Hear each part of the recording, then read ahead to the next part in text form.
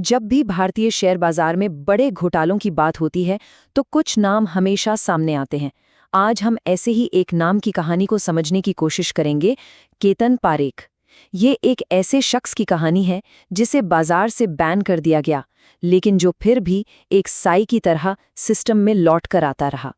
तो चलिए सीधे मुद्दे पर आते हैं और सबसे बड़े सवाल से ही शुरू करते हैं। ये आखिर मुमकिन कैसे हुआ? वो कौन सी तरकीबें थीं जिनके जरिए एक आदमी जो कानूनी तौर पर बाजार से बाहर था, वो पर्दे के पीछे से सारे तार हिला रहा था?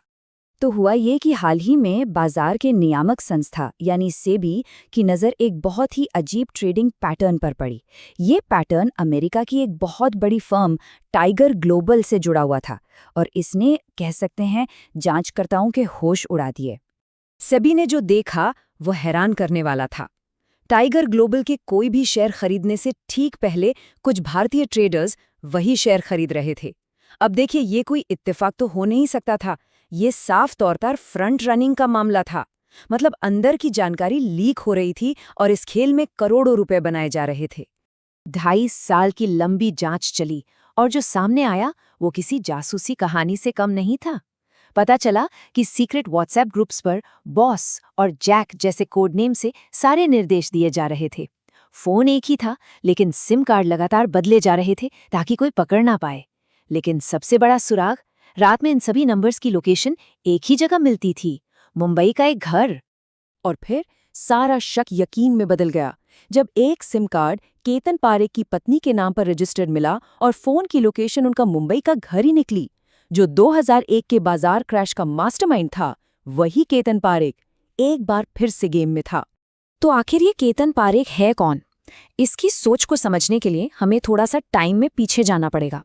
ये जानना होगा कि वो कैसे शेयर बाजार की दुनिया का बेताज बादशाह बना था। कहानी की शुरुआत होती है उसके गुरु हर्षद मेहता से। केतन ने अपना करियर मेहता के साथ ही शुरू किया था, लेकिन 1992 में जब मेहता का साम्राज्य ढहा तो पारेख ने एक बहुत बड़ा सबक सीखा। चकाचौंध से दूर रहो। जहां एक तरफ मेहता अपनी लेग्जिस और मीडिया कवरेज को एंजॉय करते थे, वहीं पारेख ने खुद को पूरी तरह लो प्रोफाइल रखा। कम से कम शुरुआत में तो यही किया। फिर आया साल 1998। विदेशी निवेशकों ने अपना पैसा निकाला और बाजार बुरी तरह गिरा। यही केतन पारेख को एक बात, कह सकते हैं, शीशे की तरह साफ हो गई कि असली खेल छोटे मोटे निवेशकों के हाथ में नहीं, बल्कि एफआईआईज और म्यूचुअल फंड्स जैसे बड़े खिलाड़ियों के हाथ में है। और यहीं से उसकी खतरनाक रणनीति ने जन्म लिया। अगर बाजार को चलाना है तो बड़े खिलाड़ियों से साठ-काट करनी पड़ेगी। तो चलिए अब उसके तरीके को समझते हैं। वो तरीका जिससे पारेख ने 90 के दशक के अंत और 2000 की शुरुआत में पूरे बाजार को अपनी उंगलियों पर नचा दिया था। उसने चुना उस वक्त के सबसे हॉट सेक्टर्स को, आईटी, मीडिया और टेलीकॉम, और इनमें से निकाली 10 कंपनियां। इन्हें ही बाद में K10 स्टॉक्स के नाम से जाना जाने लगा। ग्लोबल टेलीसिस्टम्स, HFCL और जी टेलीफिल्म्स जैसी कंपनियां उसके इस खेल के मोहरे बनने वाली थीं। उसका सबसे बड़ा हथियार था सर्कुलर ट्रेडिंग। अब ये क्या भला है? चलिए इसे एकदम आसान भाषा में समझते हैं। सोचिए, कुछ ट्रेडर्स का एक ग्रुप है जो आपस में ही एक शेयर को बार बार खरीदता और बेचता है। ट्रेडर ए ने बी को बेचा, बी ने सी को बेचा, सी ने वापस ए को बेच दिया। इससे बाजार में उस शेयर के लिए एक नकली हलचल और वॉल्यूम पैदा होता है। आम निवेशकों को लगता है कि अरे वाह, इस शेयर में तो बहुत डिमांड है, और वे भी उसे खरीदने के लिए दौड़ पड़ते हैं। और इसका नतीजा ऐसा था कि किसी के भी होश उड़ जाएं। मिसाल के तौर पर हिमाचल फ्यूचरिस्टिक कम्युनिकेशंस यानी HFCL का शेयर, जो 1999 में सिर्फ 40 रुपए का था, वो एक साल के अंदर 2500 रुपए के भी पार पहुंच गया। जरा इस नंबर पर गौर कीजिए, 6150%। ये कोई नॉर्मल ग्रोथ नहीं थी, ये एक बुलबुला था जिसे जानबूझकर फुलाया जा रहा था। और इसी तरह उसने अपने सभी केतन स्टॉक्स की कीमतों को आसमान पर पहुंचा दिया। लेकिन एक मिनट, यहाँ एक बहुत बड़ा सवाल खड़ा होता है। इतने बड़े पैमाने पर शेयरों को खरीदने और बाजार को कंट्रोल करने के लिए अरबों रुपए चाहिए थे, तो आखिर ये पैसा आ कहाँ से रहा था? जवाब था एक और बड़ा घोटाला, जो था बैंकिंग फ्रॉड। अहमदाबाद के माधोपुरा कोऑपरेटिव बैंक और ग्लोबल ट्रस्ट बैंक के साथ मिली भगत करके पारेख की कंपनियां अपनी ही फुलाए हुए शेयरों को गिरवी रखकर विशाल पे ऑर्डर जारी करवाती थी और फिर उसी पैसे को वापस बाजार में लगाकर शेयरों की कीमतों को और भी ज्यादा बढ़ाया जाता था। ये खतरनाक चक्र था। लेकिन कहते हैं ना, हर बुलबुला एक दिन फूटता जरूर है। गुरूर और लालच में डूबे केतन पारेख के इस साम्राज्य का पतन भी निश्चित था। चलिए देखते हैं कि यह कैसे हुआ। पतन की शुरुआत हुई एक छोटी सी लेकिन बहुत बड़ी गलती से। साल 2000 आते आते वो भी हर्षद मेहता की तरह लाइमलाइट में आ गया, जिससे वो सबकी नज़रों में खटकने लगा। फिर global.com बबल फट गया।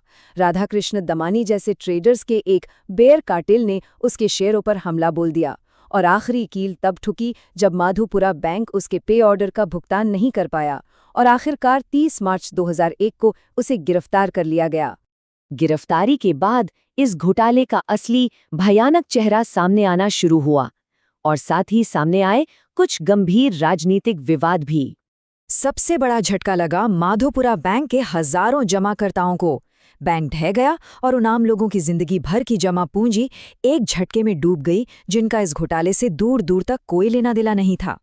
फिर सालों बाद 2005 की एक सीआईडी रिपोर्ट से कुछ बेहद गंभीर राजनीतिक आरोप भी सामने आए। रिपोर्ट में दावा किया गया कि पारेख ने अपनी जमानत बचाने के लिए तत्कालीन बैंक निदेशक अमित शाह को रिश्वत दी थी। सीआईडी ने सीबीआई जांच की सिफारिश की, लेकिन तब की गुजरात सरकार ने कोई कार्रवाई नहीं की और रिपोर्ट फाइल करने वाले अधिकारी का ही तबादला कर दिया गया। इन सबके बाद ऑफिशियली नियामक संस्था सेबी ने दिसंबर 2003 में केतन पारेख पर 14 साल का लंबा प्रतिबंध लगा दिया। मकसद था कि उसके बाजार करियर को हमेशा के लिए खत्म कर दिया जाए। और यहीं से कहानी वापस वहीं आ जाती है जहां से हमने शुरू की थी। 14 साल का प्रतिबंध, कानूनी कार्यवाही, ये सब भी पारेख की फितरत को नहीं बदल सके। उसने बाजार को छोड़ने की जगह पर्दे के पीछे से काम करने के नए और भी शातिर तरीके ढूंढ लिए। तो इस बार पकड़े जाने से पहले केतन पारेख और उसके साथियों ने इस नए फ्रंट रनिंग घोटाले से कितना पैसा बना लिया था? सेबी के मुताबिक ये रकम थी 66.77 करोड़ रुपए। तो ये पूरी कहानी हमें एक बहुत बड़े सवाल पर लाकर छोड़ देती है। दशकों के घोटालों, नए नियमों और सख्त प्रतिबंधों के बाद भी क्या हमारे वित्तीय बाजार सच में सुरक्षित हैं, या फिर सिस्टम में हमेशा ऐसी कमजोरियां मौजूद रहेंगी जिनका फायदा उठाने के लिए अगला केतन पारेख बस मौके का इंतजार कर रहा है?